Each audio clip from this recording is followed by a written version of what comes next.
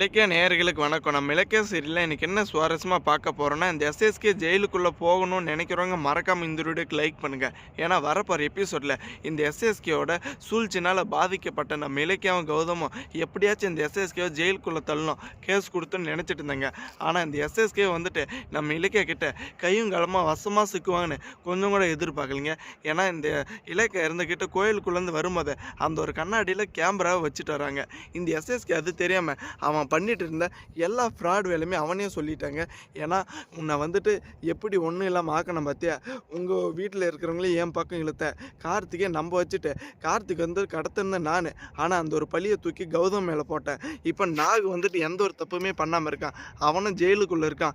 இதுவும் வேணுமா, இல்லை இன்னும் வந்துட்டு உன் குடும்பத்தில் ஆபத்தை வர வைப்பேன், ஏன்னா பைரவையும் என் பக்கம் இழுத்துட்டேன் பார்த்தியா அப்படின்னு அவ்வளோ கௌரவத்தோடு சொல்லிட்டு இருக்கேங்க. ஆனால் இது எல்லாமே வந்துட்டு வீடியோவாக ரெக்கார்ட் ஆகிட்டு இருக்குன்னு இந்த எஸ்எஸ்கேவுக்கு தெரியாது. கண்டிப்பாக வரப்போகிற எபிசோடில் இந்த எஸ்எஸ்கே வந்துட்டு கண்டிப்பாக நம்ம இலக்கியாவும் கௌதமும் ஜெயிலுக்குள்ளே போட்டு தர்றது உறுதிங்க. ஆனால் இந்த ஒரு வீடியோ வந்துட்டு நம்ம கௌதம் மேலே பார்க்கவே முடியாது. ஏன்னா நம்ம ரேவதியை ஏமாத்துறது கூட அந்த ஒரு வீடியோவில் நம்ம எஸ்எஸ்கே இருந்துக்கிட்டு சொல்லிட்டு இருக்காங்க. இந்த ஒரு வீடியோ நம்ம கௌதம் பார்த்தவா கண்டிப்பாக ரேவதி தான் என்னுடைய அம்மா அப்படின்ற உண்மை தெரிய வந்துருங்க. அதனால் அந்த ஒரு வீடியோ வந்துட்டு இருந்தும் இல்லாததுக்கு போகிறதுக்கு தாங்க சமமே.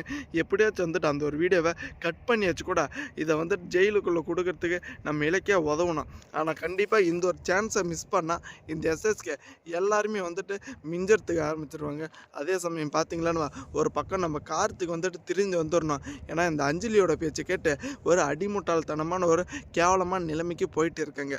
ஒரு பக்கம் நம்ம பைரவி இருந்துக்கிட்டு எப்படியாச்சும் இந்த இலக்கியா வந்துட்டு கௌதம் கிட்ட பிரிச்சிடணும்னு நினச்சிட்டு இருக்காங்க.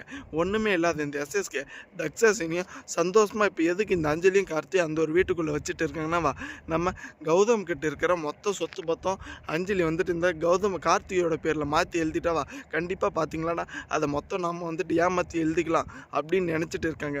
ஆனால் பல நாள் திருட ஒரு நாள் வெளி வருவான்னு கொஞ்சம் கூட எதிர்பார்க்கலிங்க. ஏன்னா இந்த ரேவதி வந்துட்டு ஏமாற்றி இப்படி ஒரு கை குழந்தை கொடுத்துட்டு இப்படி தனிமையில் வந்துட்டு நம்ம ரேவதியை தவிக்க விட்டுட்டு போனான்னு இந்த எஸ்எஸ்கே அவனுக்கு சரியான ஒரு தீர்வு தாங்க நம்ம இலக்கிய கொடுக்க போகிறாங்க. தேங்க்ஸ் ஃபார் வாட்சிங். இலக்கிய நேயர்களுக்கு மறக்காமல் உங்கள் கருத்துக்களை கமெண்ட் செக்ஷனில் கமெண்ட் பண்ணிட்டு போங்க.